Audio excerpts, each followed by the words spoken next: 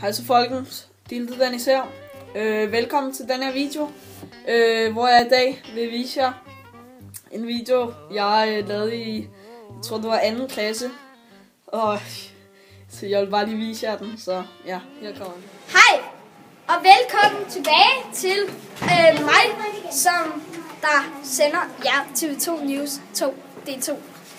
Og vi vil gerne hilse på 2 drenge. De er faktisk skolens frækkeste drenge, og dem vil vi gerne interviewe nu. Og her kommer de! Zacharias og Sofus. Kan I lige stille jer? Kan I lige stille jer? Ja. Hvordan synes I, det er at være Hvordan synes I, det er at være skolens frækkeste drenge? Jeg ser underbukserne af!